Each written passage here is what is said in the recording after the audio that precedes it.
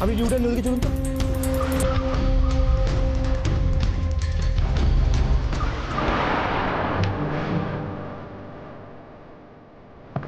না না না না না, কি ব্যাপার? তবে রাস্তা আজকে চাকা কাম হচ্ছে নাকি? না না সরি, আপনাকে ডিস্টার্ব করার জন্য সরি। আসলে আমার বোন হচ্ছে আপনার গাড়িতে আছে। কি বোন? কি ব্যাপার, কি হয়েছে, কি করেছে জানতে পারি কি? বোন? এ সমস্ত মেয়েদের আবার ভাই থাকে, জানতাম না তো। এটা প্রত্যেকেই কল গার্ল। এই হোটেল থেকে রেড করে অ্যারেস্ট করেছে।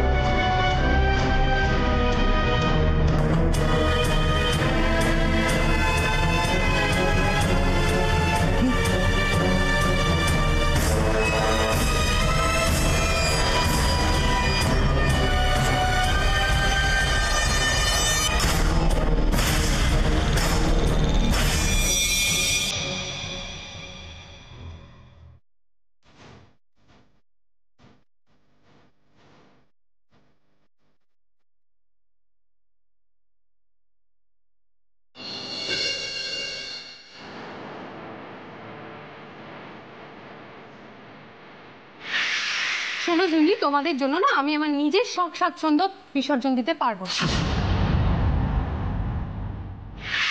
আমি আপনাকে একটা ভালো বুদ্ধি দিচ্ছি। এই ঘরটা না আপনি সাউন্ড প্রুফ করিয়ে দিন, তাহলে এই ঘরে আমি গান শুনি, আপনাদের নিয়ে গালমন্দ করি, যা খুশি করি, কোনো কথা আপনাদের কানে যাবে না। তো এভাবে পড়া হয় নাকি? তো একটা পড়ার পরিবেশ হলো। দিভাই থাকলে বেশ হতো। পারতেন প্রমীলা সরকার, না পারতো দাদা আর বৌদি এত সাহস দেখাতে। পারছি আমি ঘুমোতে, না পারছি পড়তে, আমার এত সিলেবাস বাকি।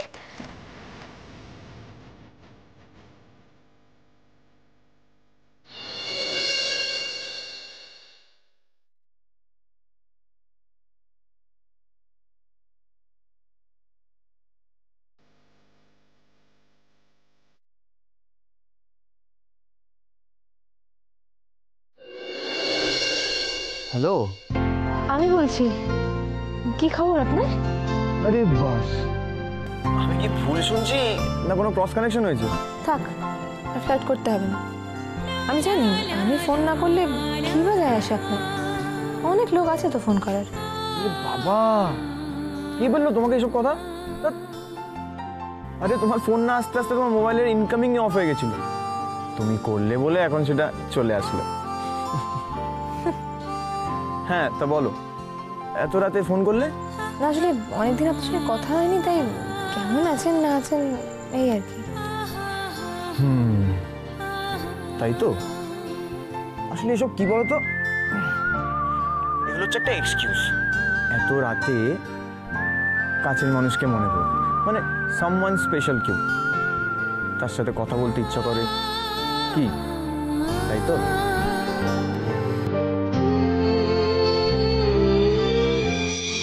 না না, অযথা সময় নষ্ট করবেন না, কারণ এই রাস্তার মাঝখানে দাঁড়িয়ে কথাবার্তা বলে কোনো লাভ নেই।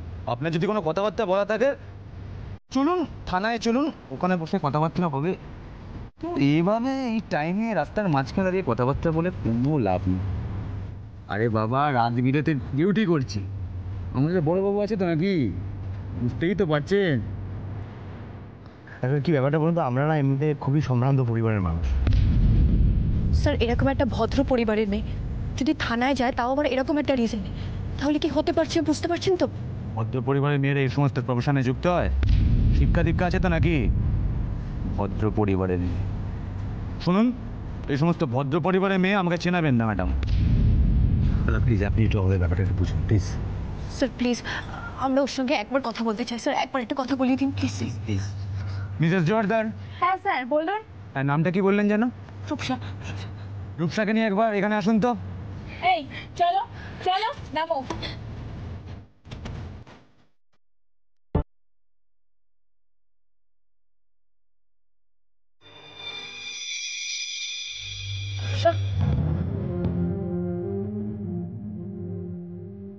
কি মানে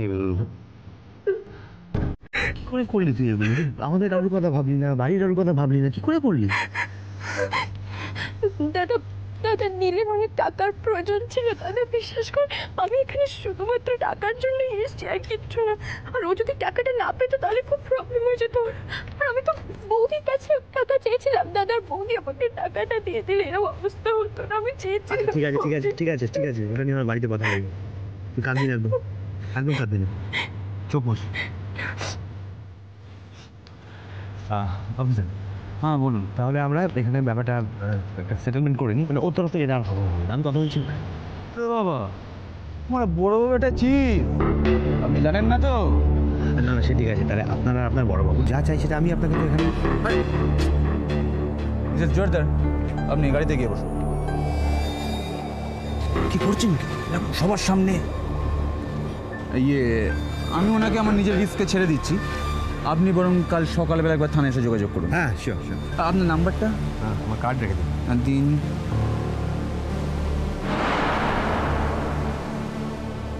ঠিক আছে, নমস্কার। আপনি বরং কালকে সকালবেলা একবার এসে দেখা করবেন। হ্যাঁ নিশ্চয়ই। তবু চল আসছে। হ্যাঁ, ওকে।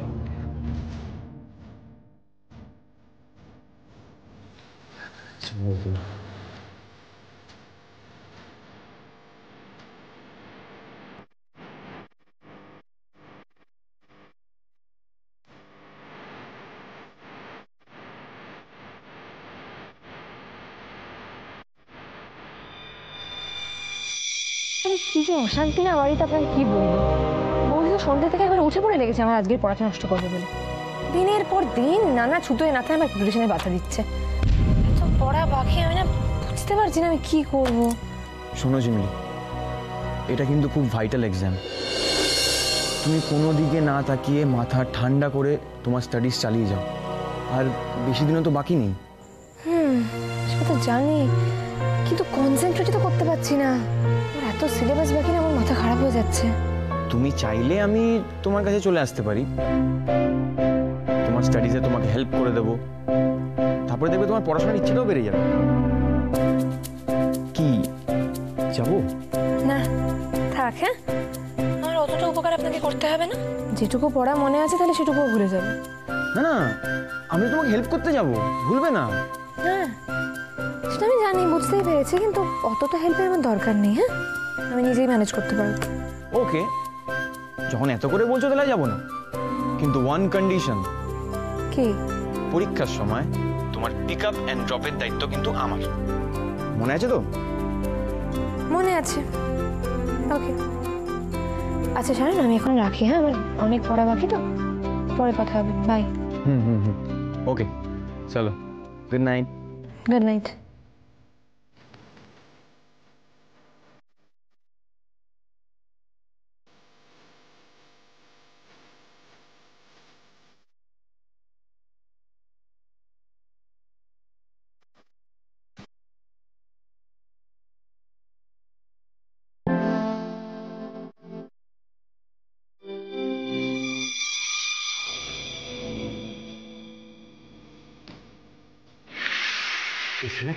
তুমি ফোন করেছিল? হ্যাঁ ফোন করেছিলাম, কিন্তু কেউ ধরেনি।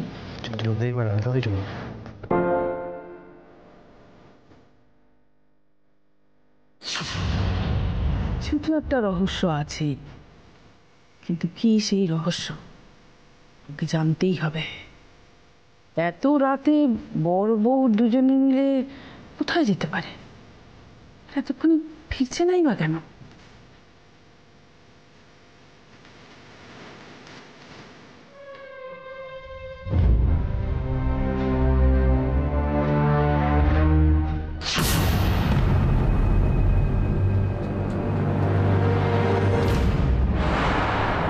কি ব্যাপার, এত রাত্রে তুই এখানে কি করছিস? না মানে এমনি দাদা, এমনি। এমনি এমনি এমনি বসে থাকার মেয়ে তো তুই নোস, নিশ্চয়ই কোনো কারণ আছে। আবার কি নতুন কোনো চুরি করার প্ল্যান করছিস না? মা কি বলছো দাদা তুমি? আমি কি বলছি তুই ভালো করে বুঝতে পারছিস পুরোপুরি? তুমি কি বলছো? তোমার মাথা বন্ধ, আমি কিছুই বুঝতে পারছি না কথা। আজ তুই ঘোড়া ডিঙে ঘাস খাওয়ার চেষ্টা করছিস পুরো। যদিও আমি জানি এ সমস্তই করছিস তুই ওই প্রবীলার সরকারের কথা, ও তোকে সমস্ত করাতে বাধ্য করছে। কি ভেবেছিলি তুই? কি ভেবেছিলি ওই ফাইলটা ওর হাতে তুলে দিলেই তোকে রাজরানী করে দেবে? এ মা, তুমি কি বলছো দাদা? তোমার কথার কোনো মানেই আমি বুঝতে পারছি না। বুঝতে পারছিস না, না বোঝার ভান করছিস? মসলিনের ফর্মুলাটা তুই সরাসনি।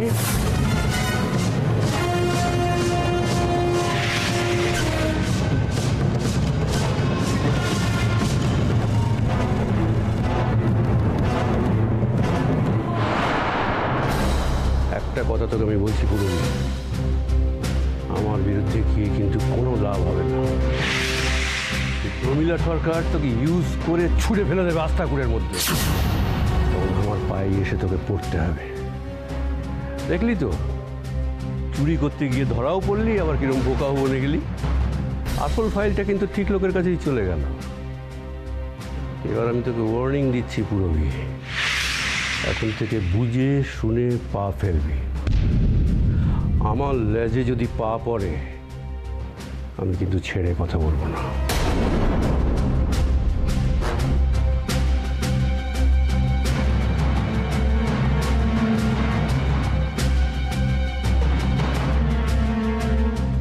তোমার লেজে শুধু পা নয় দাদা, তোমাকে আমি পিষে মারবো, আর তোমার সাজানো সংসারটা আমি ভেঙে টুকরো টুকরো করে আমার অপমানের শোধ নেব আমি।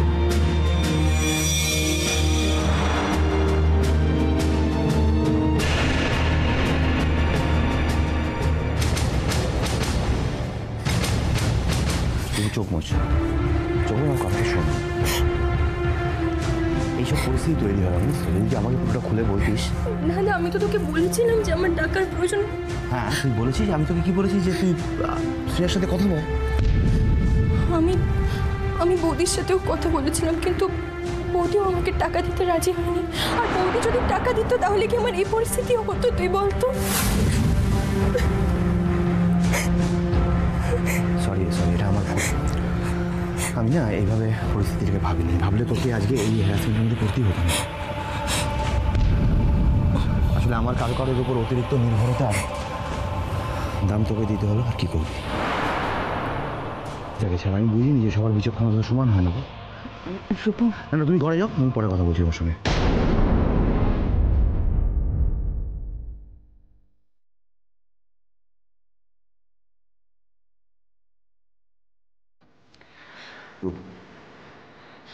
চল চল মুছ, আর এরকম কখনো হবে না। এটা একটা ভুল হয়ে গেছে। তুই তো দাদাকে ক্ষমা করবি তো নাকি? কাঁদছিস কেন? এবার দাদা, তুই এসব কি বলছিস? আমি তোর সাথে কখনো অভিমান করে থাকতে পারি? তো আমি কখনো রাগ করে থাকতে পারি তোর সাথে? বেশ ঠিক আছে, এবার চোখের জল নিয়ে এখন চিন্তা করিস না। তোর টাকা ব্যবস্থা করে দেবো, আর নিলে কোনো ক্ষতি হবে না। সত্যি? সত্যি।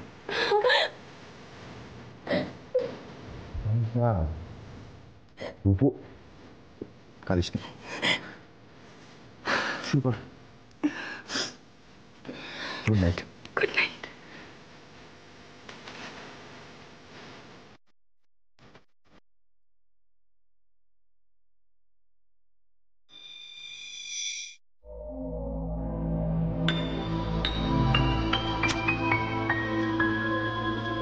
রূপম, থাক না, এখন লাইনে পাচ্ছ না যখন, কাল সকালে ফোন করো। শোনো, এটা আমার বোনের জীবনের ব্যাপার, তুমি বুঝবে না, জীবন মরণের সমস্যা।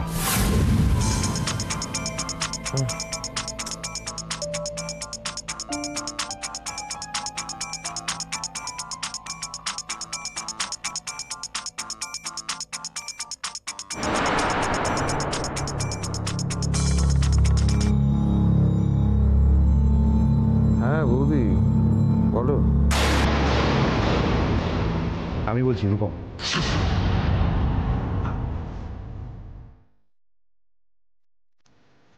হ্যাঁ হ্যাঁ দাদা বলুন।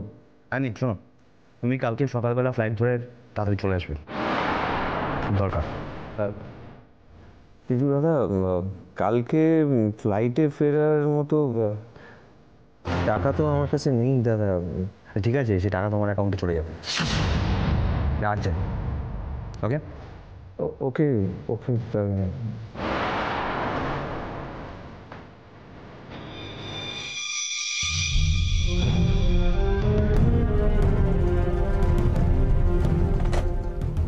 রাতে নীলের সাথে কথা বলতে বলনি তো কখনো?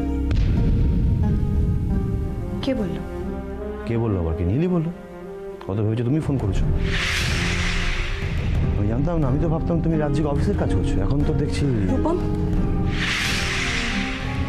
কি বলার আছে তোমার পরিষ্কার করে বলো তো। না না, বলার আছে রে কি হবে? না মানে আমি বুঝতে পারছি না, তুমি কি আমাকে সন্দেহ করছো? তখন রূপসার ঘরেও তুমি আমার সঙ্গে ওভাবে কথা বললে, এতটা ছোট নাও করলে পারতে আমাকে। করবো না বলছো? আজকে তোমার জন্য রূপু ভ্রমণে গিয়ে নিজেকে বিক্রি করতে গেছো। আজকে তুমি যদি জানতেও টাকাটা দরকার, টাকাটা দিয়ে দিতে পারতে। আমাদের কপাল ভালো তাই কিছু হয়নি, যদি কিছু হতো কি করতে? কি বলে নিজেকে ক্ষমা করতে? সান্ত্বনা দিতে পারতে নিজেকে? আমারই ভুল, আমি বুঝতে পারিনি যে ক্ষমতা পেলে তুমি এতটা করতে যাবে। ভুল যখন হয়েছে তখন ভুলের মাত্র দিতে হবে, কি আর করা যাবে।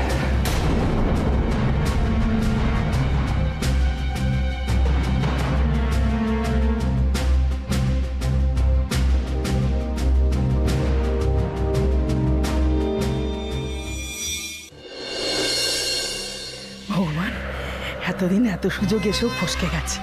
এবার অন্তত তুমি মুখ তুলে যাও। রূপমা শ্রেয়ার মধ্যে এবার জানিয়ে গন্ডগোল বেঁধেছে না, এটা আর মেটার নয়। নীলকে নিয়ে শ্রেয়াকে সন্দেহ, আবার বোনের ইজ্জত বিক্রির দায়। জমে একদম কি।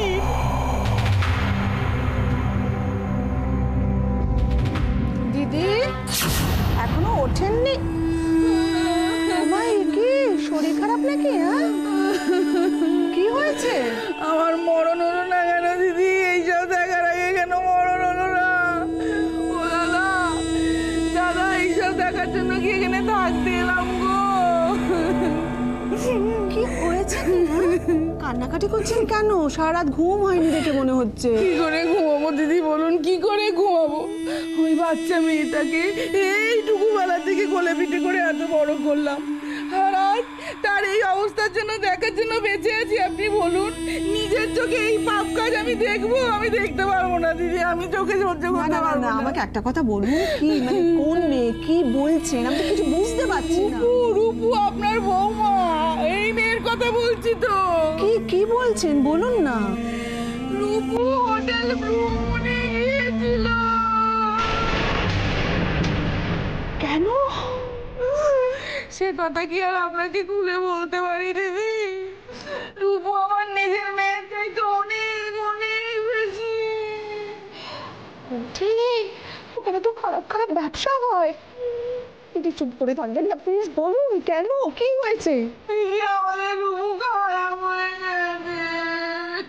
না না, কিছুতেই করতে পারে না, কিছুতেই মানবো না, কিছুতেই না। ছি ছি ছি ছি ছি ছি ছি।